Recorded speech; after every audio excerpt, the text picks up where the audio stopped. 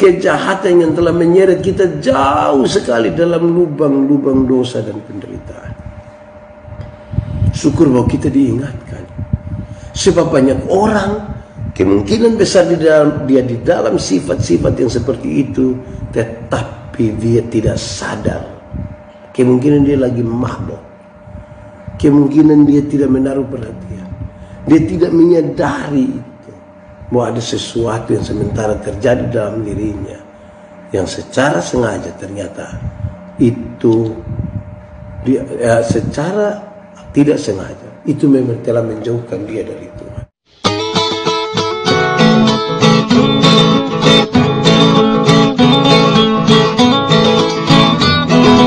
Yang dikasihi dalam Tuhan Yesus, dalam sukacita kita malam hari ini saya ajak kita merenungkan satu bagian pembacaan Alkitab terambil dari surat Roma pasal 1, surat Roma pasal 1 ayat 28 sampai ayat yang ke-32. Surat Roma pasal 1 ayat 28 sampai ayat yang ke-32, firman Tuhan berkata demikian. Dan karena mereka tidak merasa perlu untuk mengakui Allah, maka Allah menyerahkan mereka pada pikiran-pikiran yang terkutuk, sehingga mereka melakukan apa yang tidak pantas. Penuh dengan rupa-rupa kelaliman, kejahatan, keserakahan, dan kebusukan, penuh dengan dengki, pembunuhan, perselisihan, tipu muslihat, dan kefasikan. Mereka adalah pengumpat, pemfitnah, pembenci Allah, kurang ajar, congkak, sombong, pandai dalam kejahatan, tidak taat kepada orang tua, tidak berakal, tidak setia, tidak penyayang, tidak mengenal belas kasihan. Sebab walaupun mereka mengetahui tuntutan-tuntutan hukum Allah, yaitu bahwa setiap orang yang melakukan hal demikian patut dihukum mati, mereka bukan saja melakukannya sendiri, tetapi mereka juga setuju dengan mereka yang melakukannya. Demikian firman Tuhan. Berbahagia setiap orang yang mendengar firman, memelihara dan melakukan dalam hidup setiap hari. Shalom. Yang di sini shalom. Jonathan shalom. Kita belajar sesuatu yang menurut saya sangat penting bagi kita semua, yaitu ketika kita hidup dalam kehidupan yang tidak peduli dengan Tuhan Allah. Kita hidup dalam kehidupan yang tidak peduli dengan Tuhan Allah. Apakah kita mau? Saya kira kalau ditanya kepada kita, apakah kita mau hidup tidak peduli dengan Tuhan Allah? Pasti banyak orang tidak mau. Banyak orang itu dia melakukan kejahatan, melakukan dosa, termasuk saya juga kali. Melakukan sesuatu tapi kita masih agak takut-takut sedikit. Ada Tuhan melihat kita sedikit tertuduh.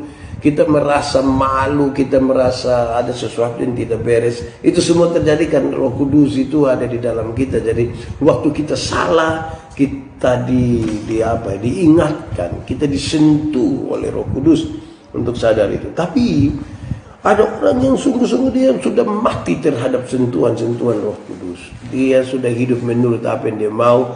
Yang dalam pembacaan ini disebutkan dengan sangat baik bahwa itulah orang-orang yang hidup sudah tidak peduli lagi dengan Tuhan Allah. Jawabannya adalah kalau orang tidak peduli lagi dengan Tuhan Allah, lalu sesungguhnya apa yang dalam hidupnya?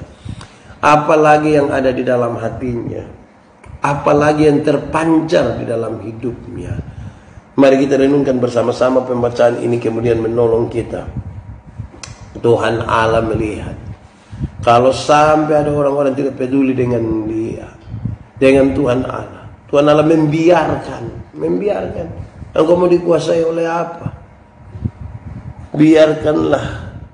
Dan sekarang ternyata ketika Tuhan membiarkan kita masuk dalam berbagai hal yang tidak berkenan kepada Tuhan Allah, dan kemungkinan besar akan menghancurkan kehidupan kita.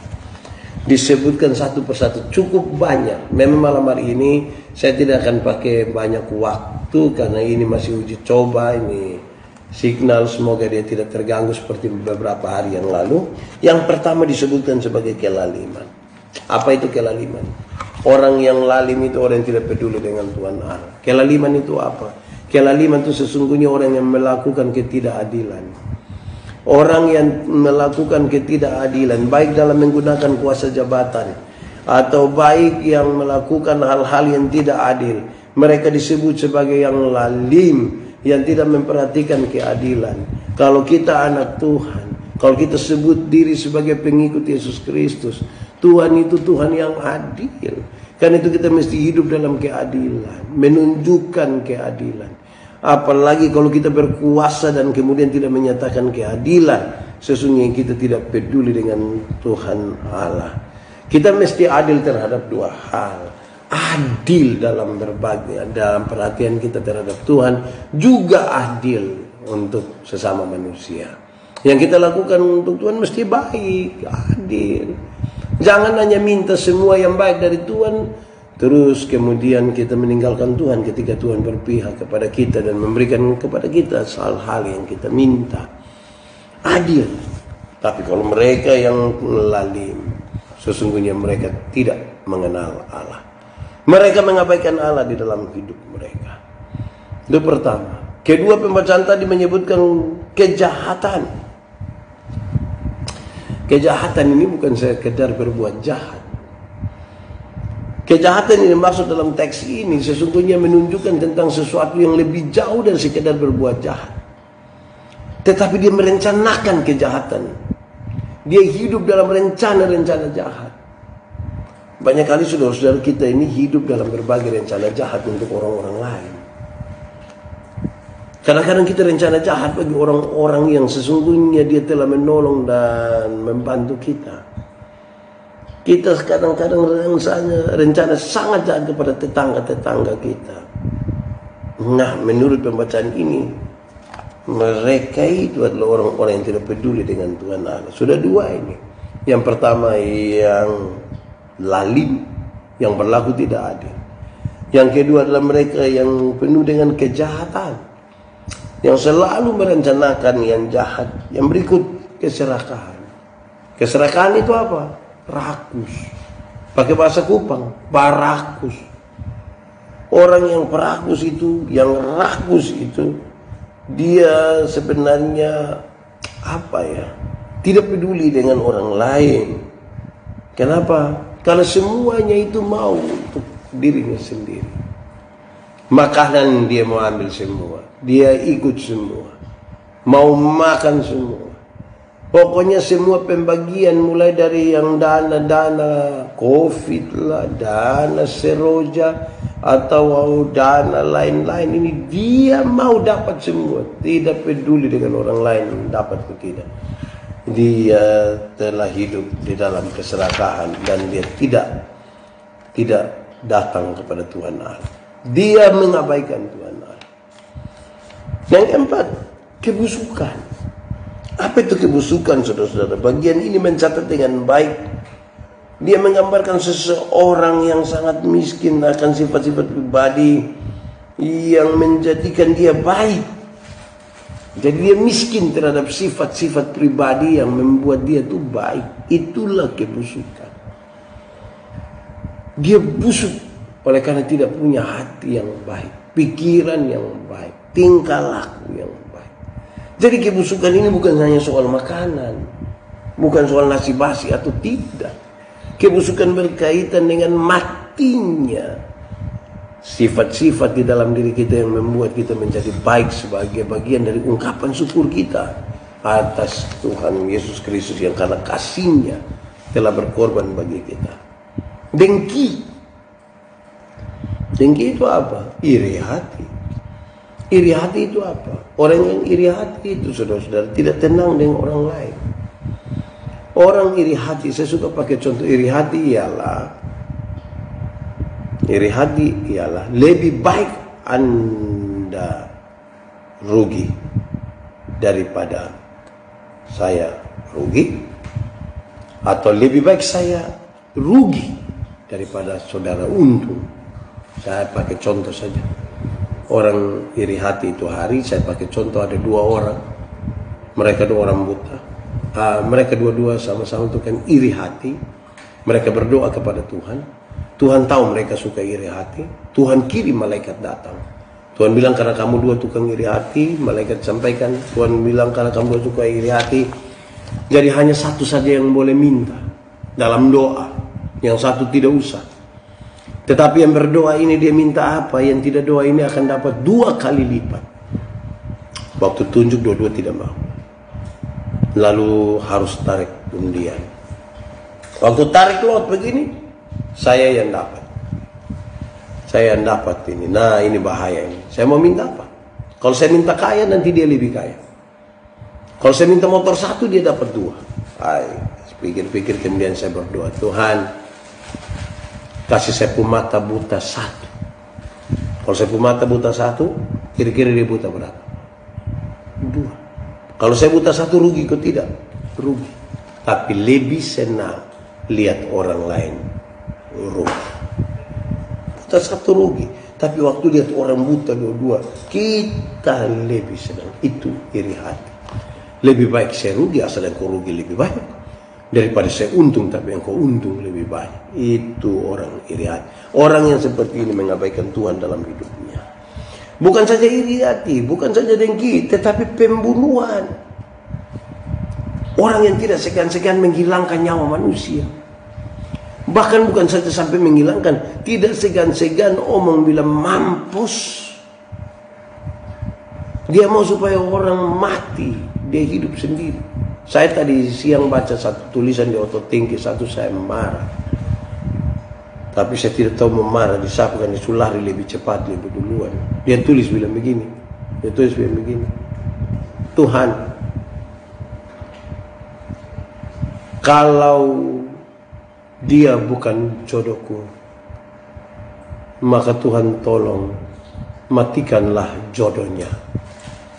Bayangkan, Tuhan kalau dia bukan jodohku, Tuhan tolong matikanlah jodohnya.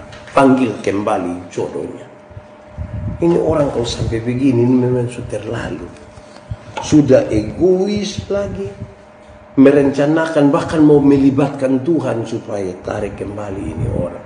Untuk kepentingan dia jodoh. Padahal Tuhan sudah siap kasih dia 1. Sudah siap kasih dia 1, tapi dia ini yang hanya lihat orang lain pun jodoh, ini yang biasa jadi masalah.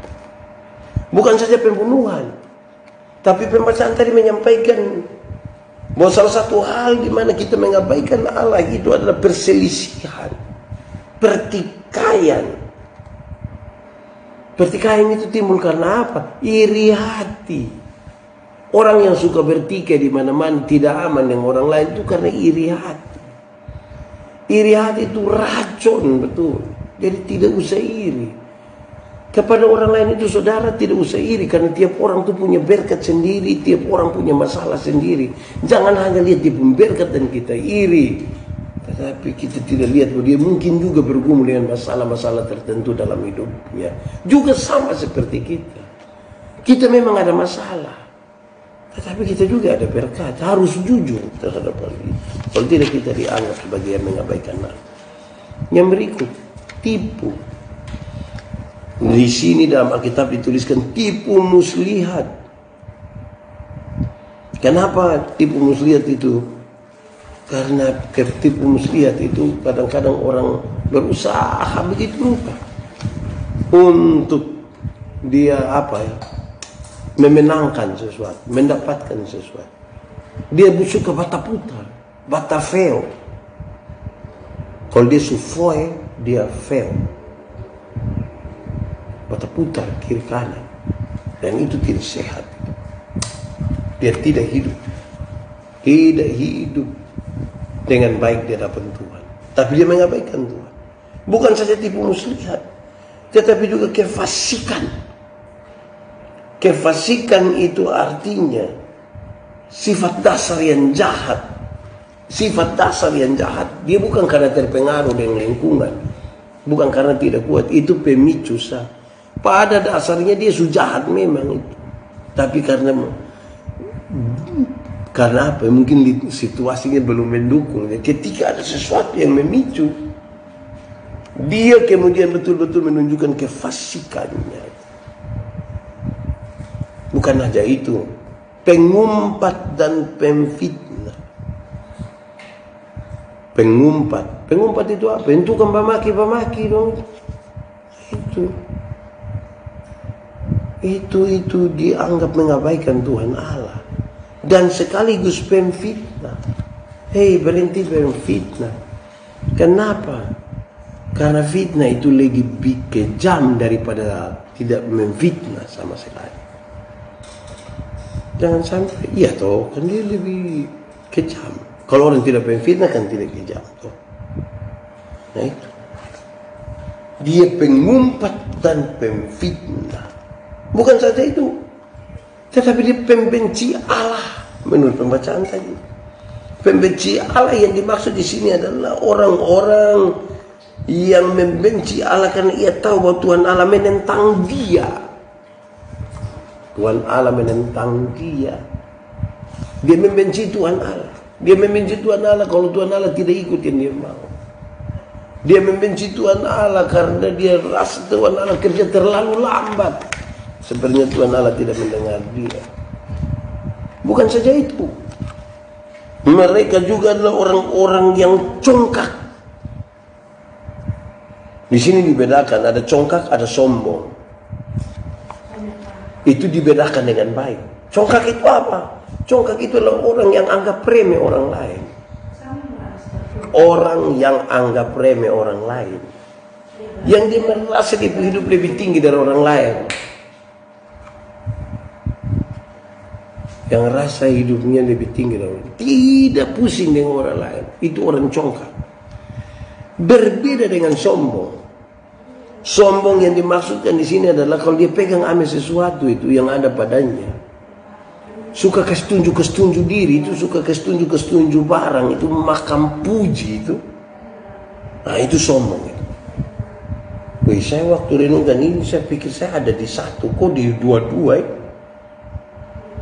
Nah saudara-saudara, itu disebutkan sebagai orang-orang yang mengabaikan Tuhan Allah. Bukan sekedar itu. Dilanjutkan lagi, mereka pandai dalam kejahatan. Kalau berbuat jahat itu dia sangat strategis. Sampai sangat detail malah dalam kejahatan. Sehingga dia disebut yang pandai dalam kejahatan. Mereka yang tidak taat kepada orang tua. Anak-anak mesti dengar ini. Orang-orang yang tidak taat kepada orang tua. Anak-anak yang tidak taat kepada orang tua. Itu mereka mengabaikan Tuhan Allah. Mereka menganggap Tuhan Allah tidak ada. Kenapa? Orang tua yang kelihatan saja kita tidak hargai. Bagaimana kita bisa menghargai dan menghormati Tuhan Allah yang tidak kelihatan?